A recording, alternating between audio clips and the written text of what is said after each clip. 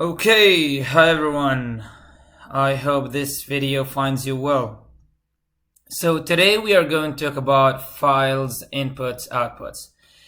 The first thing we are going to talk about is opening a file, then reading and writing from and to a file, checking if you reach the end of the file, and eventually closing the file, and some other things that we care about when we deal with files. So fire up your Visual Studio 2019 and create a Sandbox 6 project, and let's start our lecture. So input streams and output streams are modeled from real streams in nature. When you think of a river, it's basically a flow of water from one place to another, right? From point A to point B. IO streams are flow of data from one point to another. So basically you can think of this as this. In our case, either from the user to the program or vice versa. This is when it comes to the cin and cout. But today we are going to talk about file inputs and file outputs. So we are going to talk about from the program to file, or vice versa, from file to a program. So this is what we are going to talk about today. So we have iStream and OStream. We have seen these things before. iStream brings information from the keyboard, where we were using that with cin. OStream, output stream, sends information out to the console window. We were using cout. Today we are using input file stream. We bring information in from a file. And we are going to use output file stream, where we send information out to a file. Now, in input file streams and output file streams, you can use all the operations you have used with input streams and output streams, all the informations you have used with cin and couts. What kind of operations we have been using with cin and cout? You can use extraction operators, insertion operators, set width, fixed, set precision, and all these things. So what do we want to do with files? What kind of actions? The actions would be involving opening them for reading or writing, read from them or write to them, check if we have finished reading, we are at the end of our file, and close them after we are using them, right? Those are the main things we need to learn in order for us to deal with files, or to write to file, read from a file. So the way we open a file is, first we create an input file stream or output file stream, depending on what you're doing. If you're taking from a file, you need to go with input file stream. You need to define input file stream variable. If you're writing to a file, then you need to go with output file stream. Create an output file stream variable. So here it is. We created input file stream. So this means we are taking from a file. So we call it fin, file input, fin. Then to open the file, then now until this point, we didn't do anything. We just defined our variable that we are going to be opening the file into. So we are just, for up to this point, we're just telling the compiler that we are going to set a connection between our program and a file. So the next step, to set the connection itself, the bridge between our file and the program, this is the bridge. The bridge is set using open. Now open, and you give it a file name. You give it a file name as a string. Now, after you open the file, if it's opened successfully, you can read from the file using the extraction operator. Extract characters from a file to a variable you have defined. Okay, now this process, this function, open, tries to open a file. And this could fail, right? Opening a file could fail. Now, before we talk about why it could fail, just remember that if you're using input file streams or output file streams variables, you need to include the fstream library. You need that. It's an old C library, but you need to include it so you are able to use input file stream or output file stream. Exactly like when you were using cin and cout, you needed to include iostream, input output stream library, right?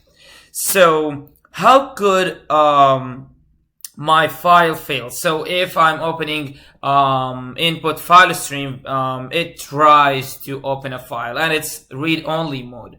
If you're doing output file stream, it creates a new file with the given name because we are writing, so it's write-only mode. Now, output file stream, if you're going to do that, you need again to define a variable and then open a variable. But wait a second. This says open. Now, this open is going to do two things for you. One, create a file if it does not exist. Then open it so it's ready for you to write on. Now, what if it exists? There is a file with that name. Then this open of the f out, not with the f in, not with the input file stream, with the output file stream. It deletes that file, creates a new one, and you can start writing onto the new one.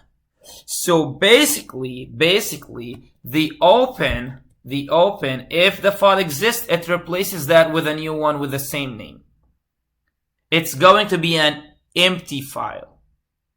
We are going to talk about how you can append to a file. But first, let's answer the $1 million question. What could fail if we are opening a file? Now you can have many answers for this one.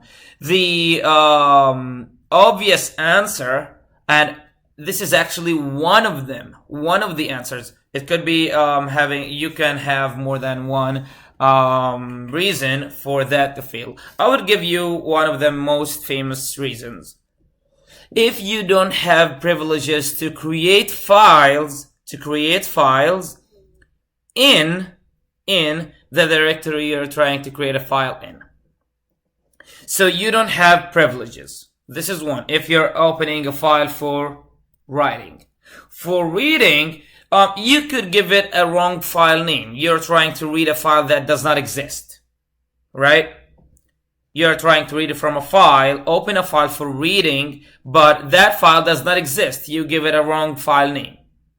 And you can think of many reasons for this process to fail, right? So I'll leave that to you. I'll just give you the most famous reasons.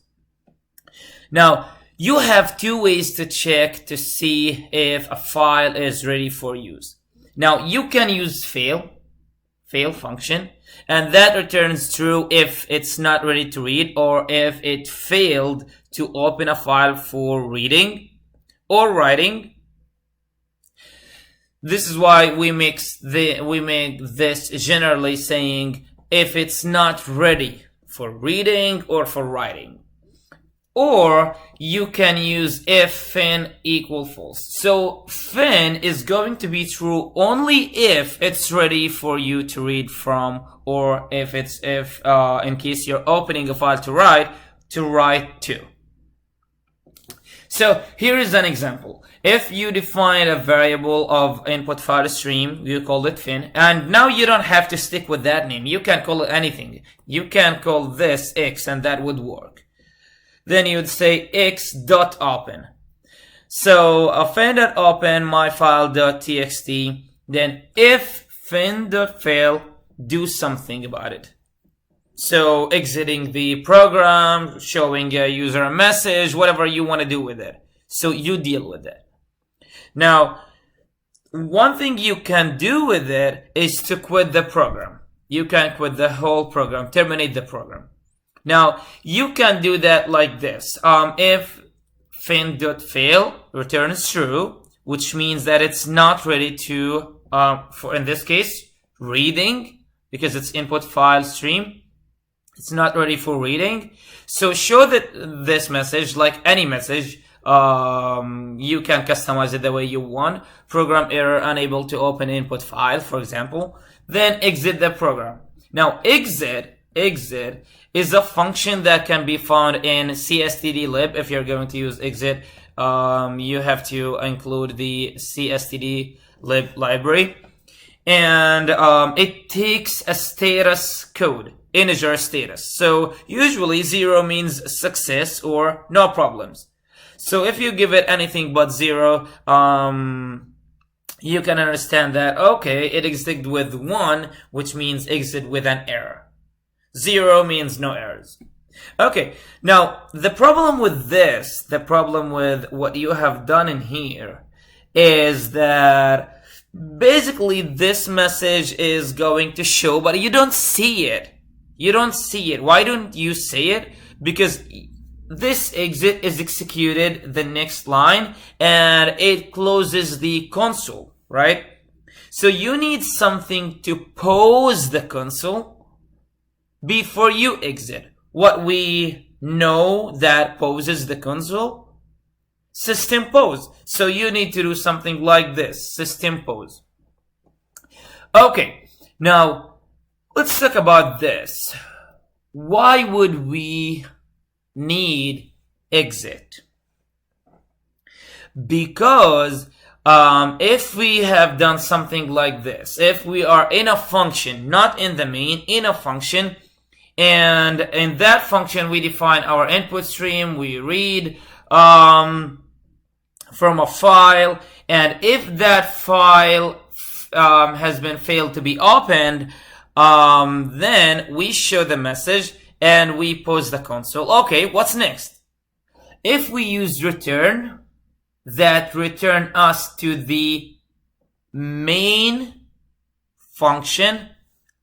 Okay, now my question to you, what if the main function depends on you reading from a file, like in here, in this place, reading from the file? So you return to the main,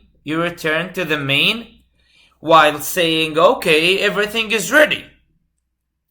So if everything is not ready, the better choice is not to use return, but use exit, right? So you can use exit, because return, again, takes us back to the main, but main can't do anything without a read, because it depends on us reading from this file.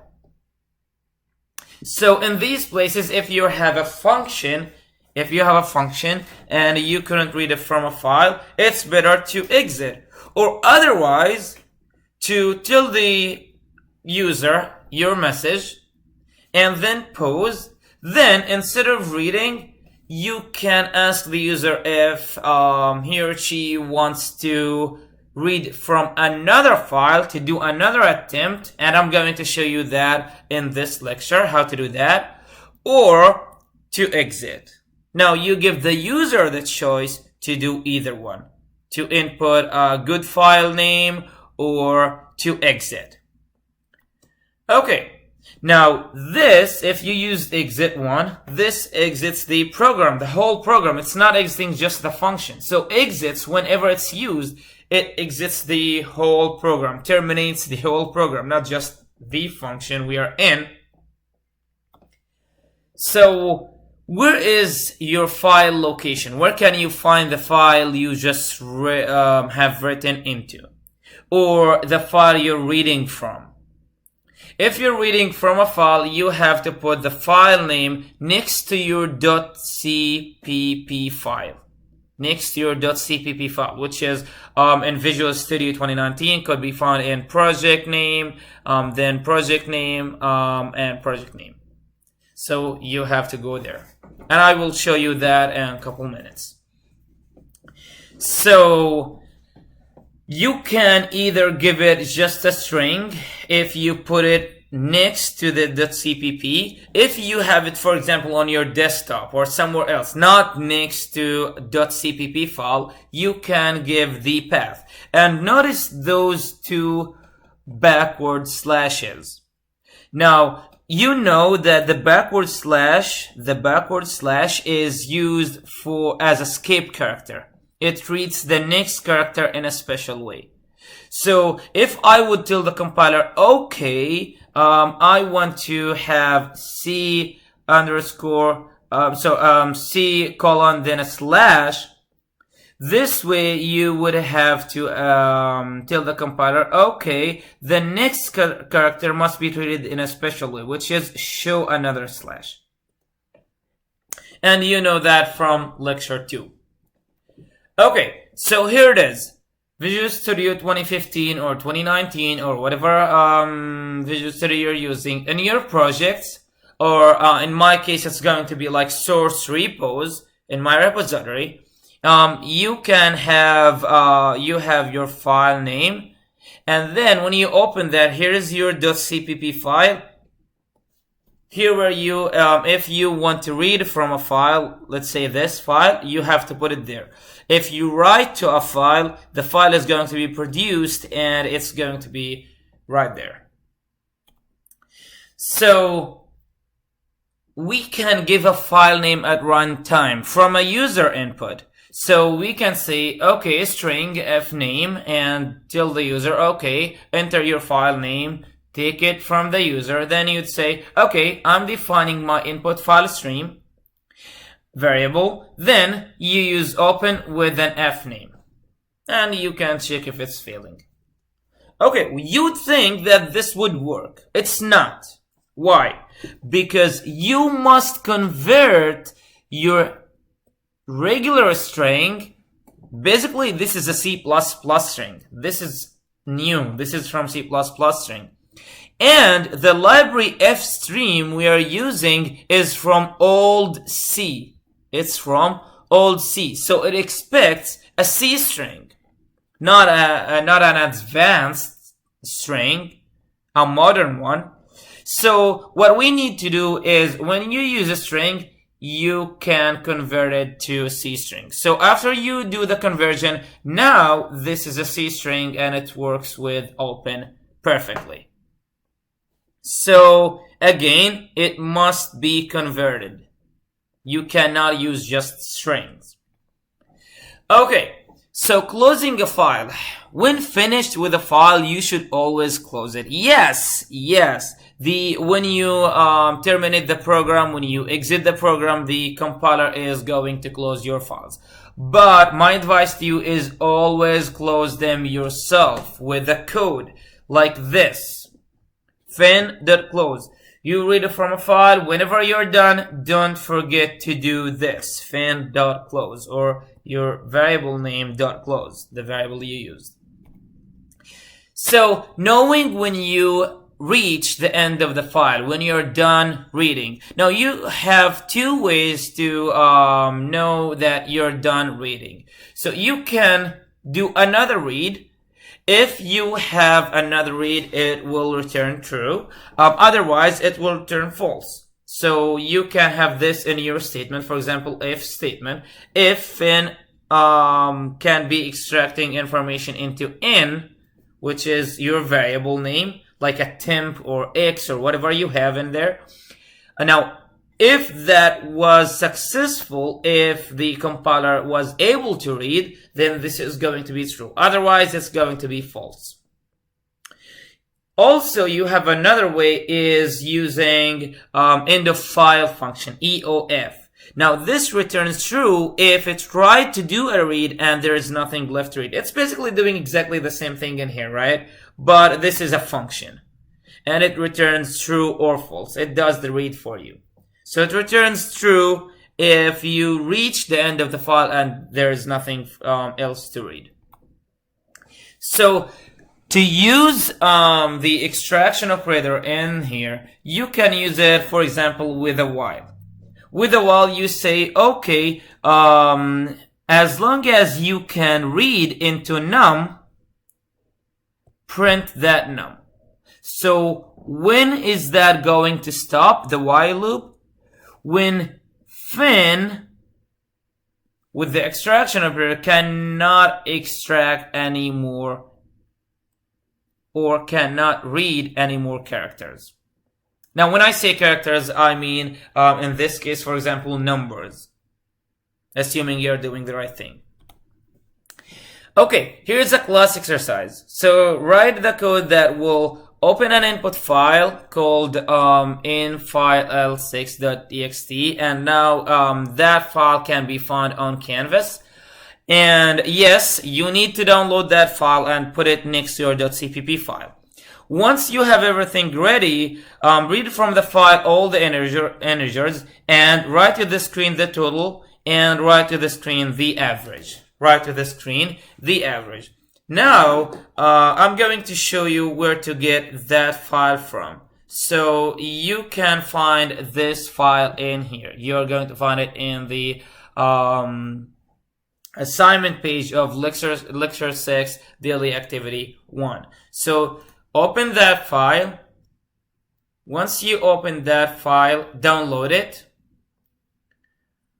Now when you download it, you can go to take it. I took it. Now I'm going to my Eclipse. How you can get to this CPP file so you can put the text file next to it? You can right click on the tab here, open containing folder, or you can expand this and right click on here and do properties to see the project, or you can right click in here to say open folder in Explorer. But I want to not the whole project, so I just want the CPP file, so I put it next to it. So I just would do right click on the tab and open containing folder, and I would paste it in here. Here it is. I paste it in here. So right now, go back to your exercise, pause the video, and try to do it yourself.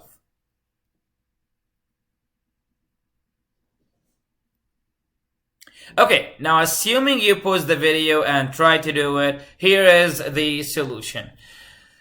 I defined num equals 0. This is my temp variable that I'm taking from the file into. Here's the total that I would need and the count. And I opened input file stream. I call it fin. Now you can call this x, doesn't matter, but you would need to x, whatever you want. I always stick to fn because it means like file input, and it's a meaningful name. It's a meaningful name. Then you try to open infile6.txt, right? Then if that failed, since we are already in the main and return in the main would terminate the program, I can use return, right? I can use return. If I don't want, I can use exit. Doesn't matter. Either one would work. Either one would work. Now, you can do while. You can extract numbers from fin into num. You can do this. One, increment the counters, right? Because you would need it for the average. You know, the average is the total of all numbers divided by the number of those numbers. How many numbers are those? So counter plus, then total plus equal num. Add num to the total. Then if count greater than 0, the numbers in this file have total average of total divided by count. Now there is something tricky in here. We are going to find out what is that together. So, and don't forget to close your file once it's reading everything, and once you're done with it. So the read was successful and everything was great, and the total was 30,309, and the average was 5, and the average is off a little bit, right? Because it's not 5, it should be like 5.7 or something like that. So you need to convert one of these two, because those are int. Int divided by int, it's giving you an int as a result. So you need to convert either one to double or float. So I'm going to convert this one, static cast, and I'm going to convert to double, right? And I'm going to convert this one. I'm going to convert this one. I have static cast, double, and converting the total to double. Okay, just stop this one, try another read. Let's see if we get a good average or not.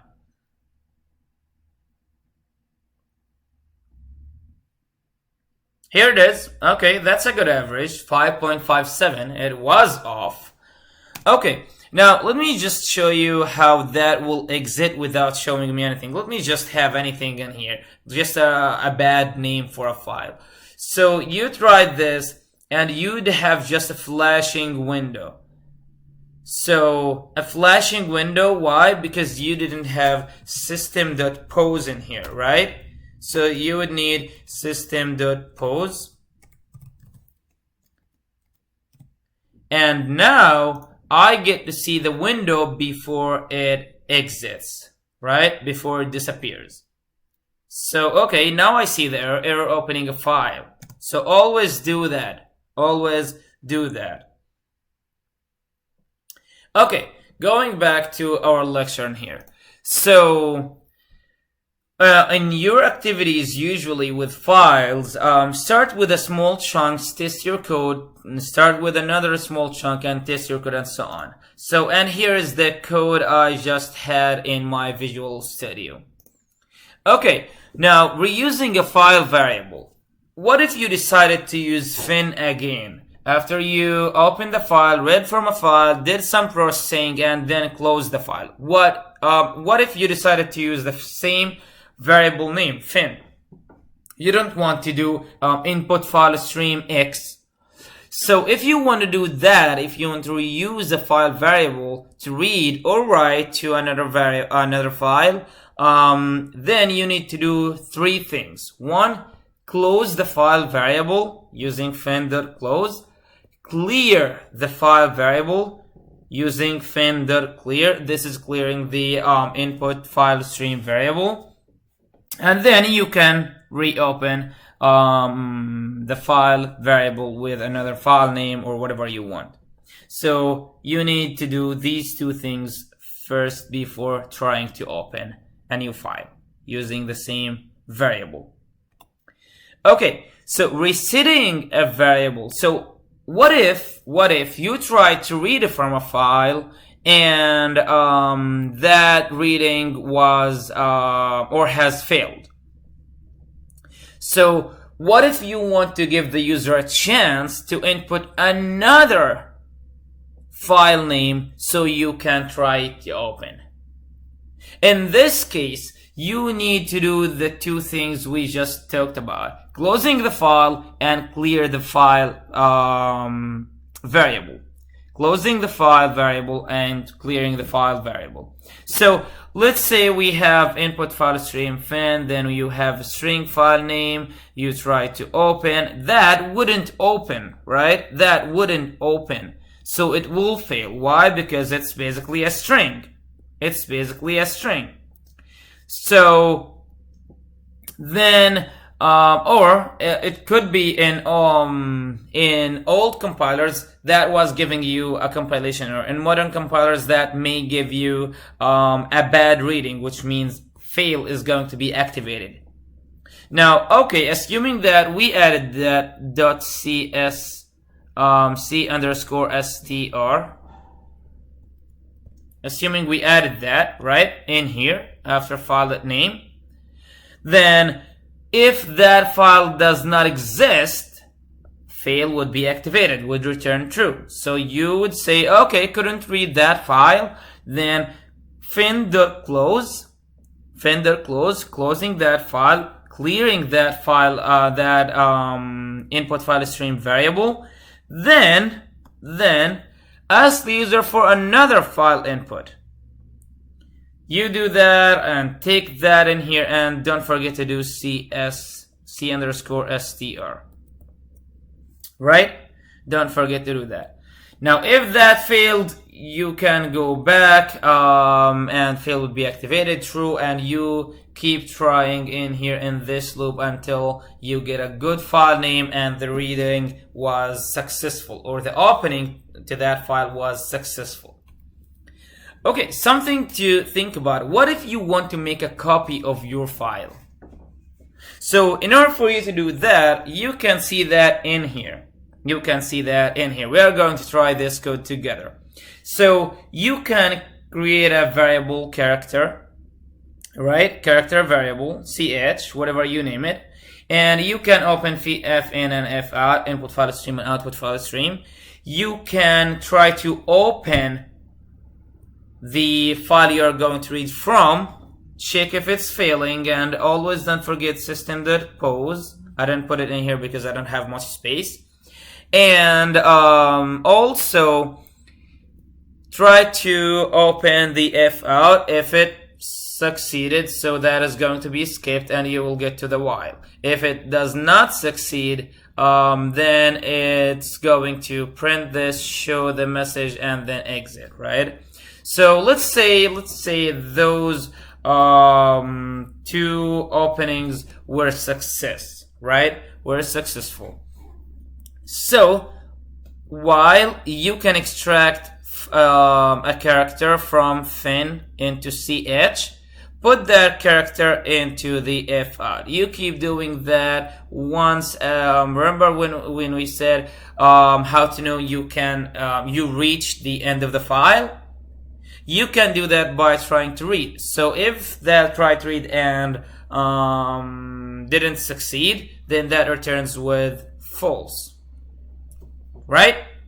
Once you're done, don't forget to close the two files. So let's try this code. So that would be in here. Let's take the whole thing, put it in our Visual Studio, and take the other part. Where's the other part? It's in here. Let's take it, put it in the Visual Studio. Now we have everything ready for us. Let's try to run this program.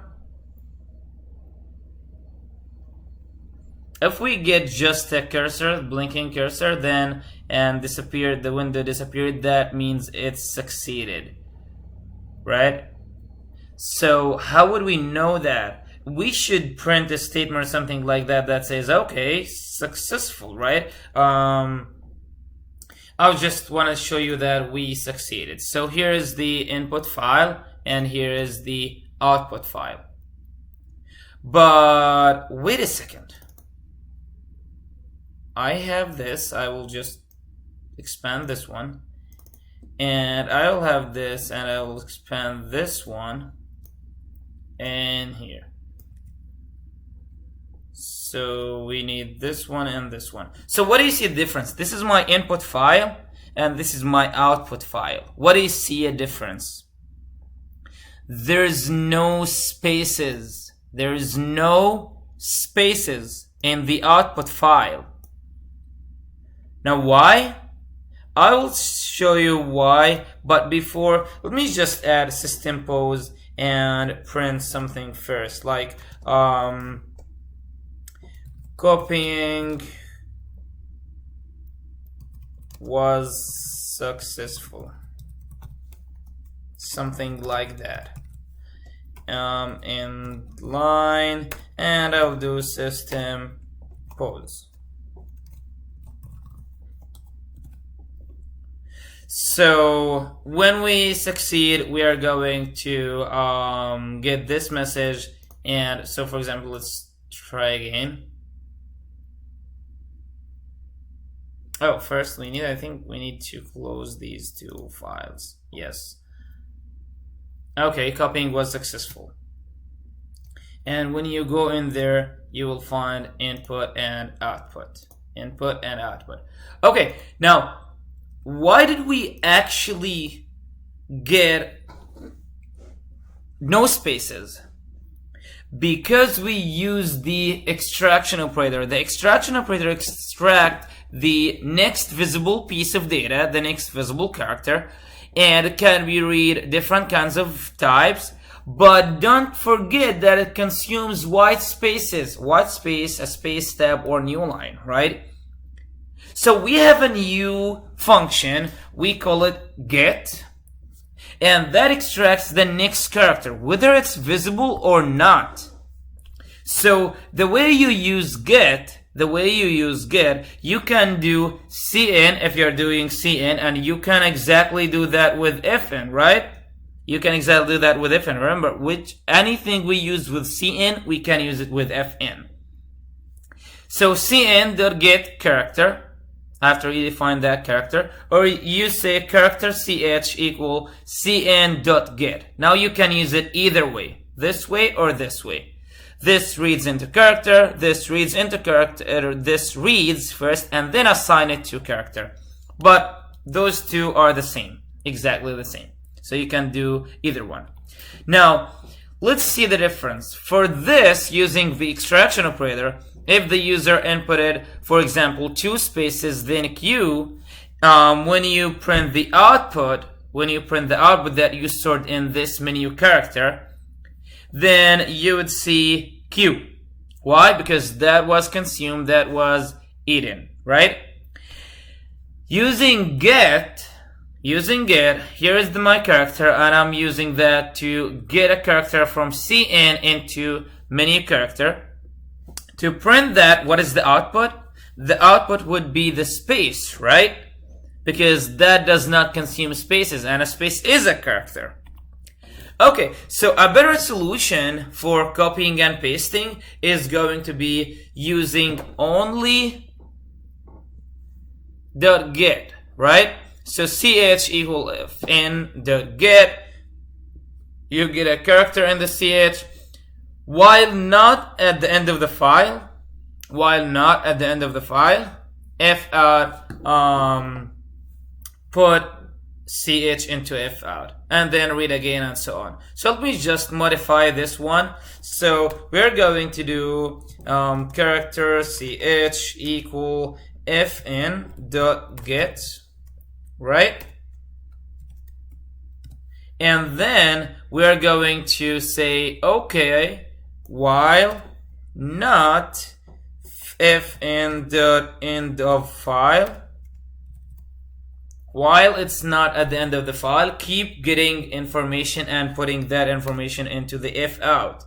And after you put it in the fout, try another read. So the first time I used it this way, the next time I use it this way.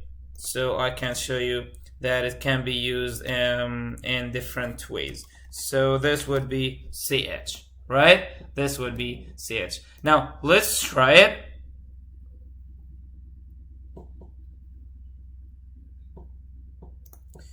Okay, we have something that says, oh, we have character in here defined. Okay, never mind.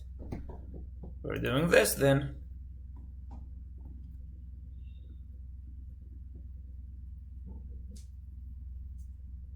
Okay, copying was successful.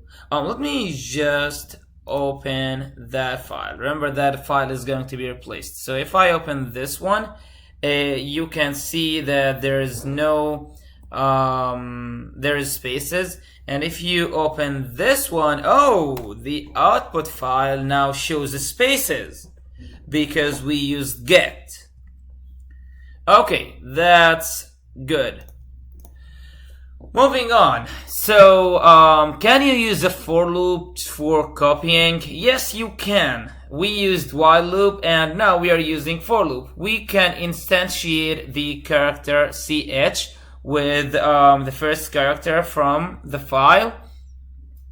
And our condition is going to be not fin.end of file, you can get another character and you put it in here. Basically, if you looked at this, this is exactly the same. So if we are converting this into a for loop, if we are converting this into a for loop, we are going to do this, right? So for the instantiation part, which is going to be this one, copying and pasting that in here.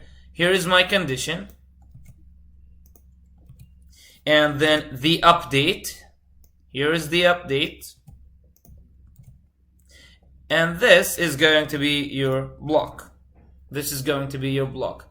Now you can do that. There is no problem with it. Everything is great. And you can go to that file. Actually, I need to close this one.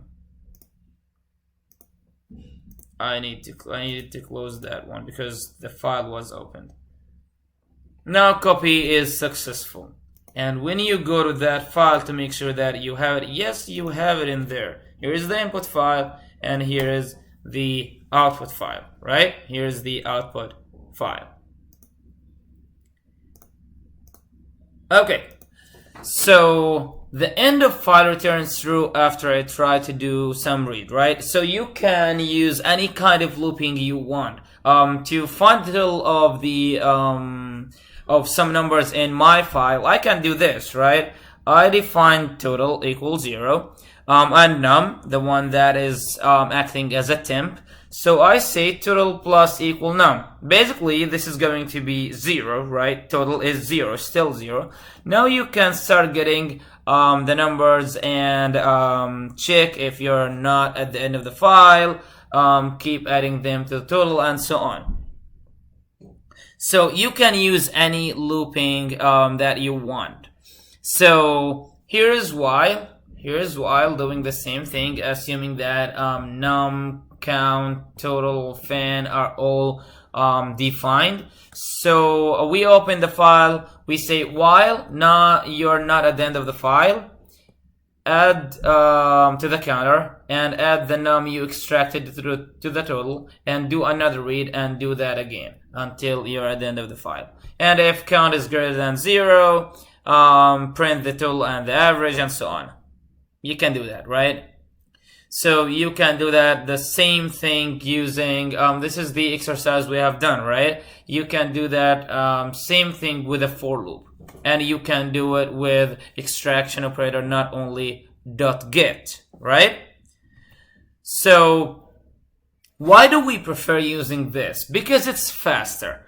So unless you needed to use get to extract a space or a white space, whether it's a new line, a space or tab, you better use the extraction operator. The extraction operator is preferred in reading and checking the end of the file because it's faster a little bit than get. Okay, so by default, when we open a file for outputting information, for writing, the compiler is going to create a new file. If the file does exist, then it's going to be overwritten.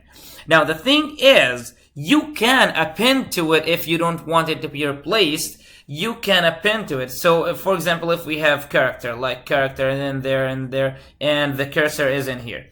So you can use fout when you open that file. You give it the file name and comma, and then ios base, input output stream base, 2 colons app from append. Now when you write, it's not going to replace that file. It's going to keep appending in here. It's going to keep appending to that existing file. So you can also use a stream as a parameter in a function.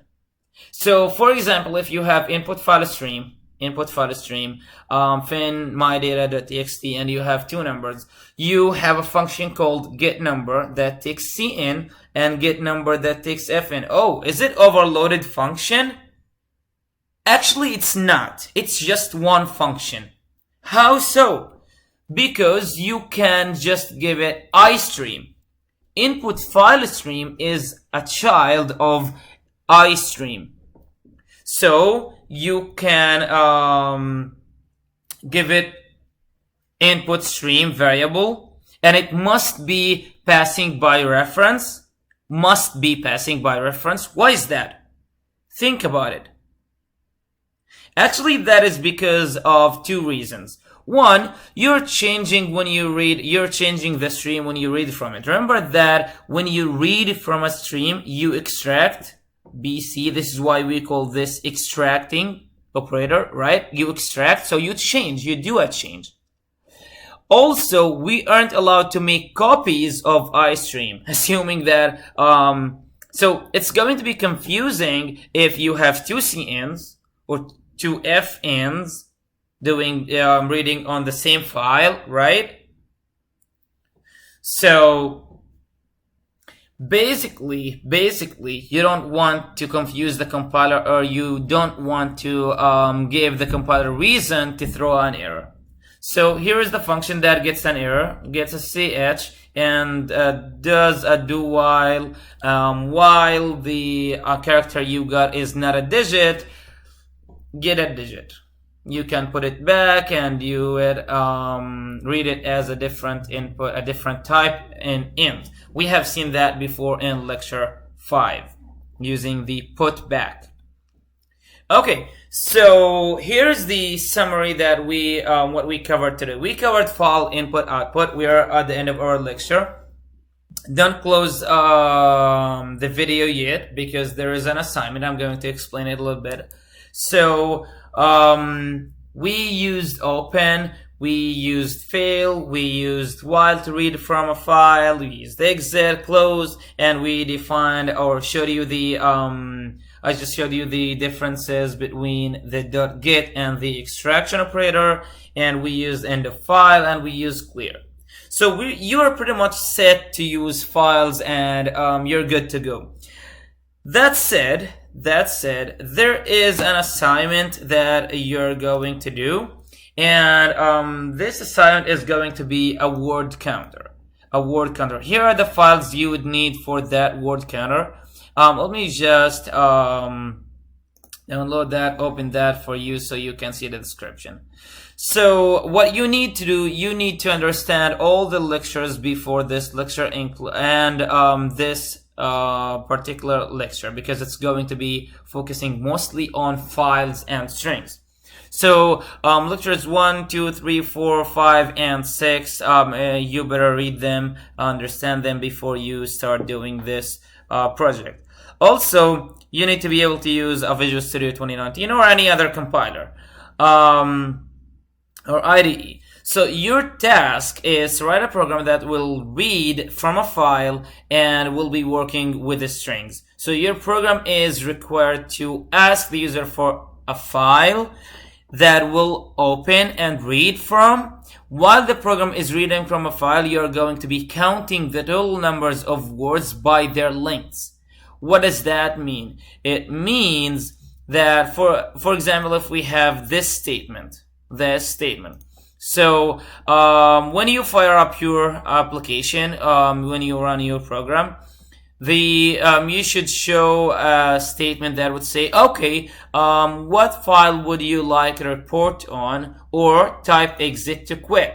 So assuming that I give it a bad name or something that doesn't exist, a file that doesn't exist. So fail function is going to catch it, right? And you do, I'm sorry, but this file name, whatever file I gave you, could not be found. Then you're going to ask me again. So you're going to keep asking me for files to report on until I enter exit. So what file would you like a report on, or type exit to quit? And I inputted demo.txt. Okay, demo can be found. It's next to my CPP file. Then you will give me a report for the demo.txt. You're going to categorize the words by their length. So words with length one character, you have 2. Basically, if you look at this, yes, we have 1 in here and 2. Okay, yes, we have only 2. Then words with length 2, you have 3. So you have is, another is, and of, right? So yes, you have 3 words of length 2, and so on. So you're going to categorize words in lengths 1 through 8, and then if any word greater than 8, it's going to be counted in here. So 1 through 8, and otherwise you're going to say greater than 8. Here is the count to it. And you're going to report also the total words in the file. The total words in the file. So notice that we have words that would be at the ends of the statement. So this is considered 6 letters, not 5, because the dot is going to be included with the word. So you would consider this, words and pizza, as part of the 6 character words.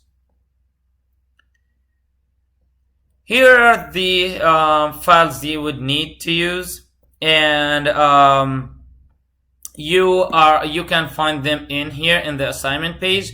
And I included some information that are useful for this assignment. You can use them in this assignment. How to open a file like in here by converting that into C string, how to find length of a word, how to find if 2 words are exactly the same or if they are different, how to close and clear file, and so on. So you can read through all this, and once you are done, so this is going to be due at, let me just put the due date. So I'm going to give you for this assignment until, not May 4, it's going to be until, let's say Sunday, 24th, May 24th. You have until May 24th. Okay, so here's a skeleton, suggested skeleton. I always like a clean main function. So it's just going to say something like that, and your code goes here. So you can copy this. You can copy this into your Visual Studio. Here it is. I copied this. I would need to. I would just save these 2 includes, right? Okay, I would save these 2. Okay, here is the includes. I need this for exit, this for creating a stream, this for CIN and COUT, and so on. Here it is. Everything is ready for you. Your code just goes here, and that's it. Once you're done, don't forget to submit your assignment, and you need to write a report on this one. You need to write a report on this one. Okay. That said, here it is. You need to write, upload the CPP file and the PDF report. That said, that's pretty much it for today, and have a great day, and see you in the next video.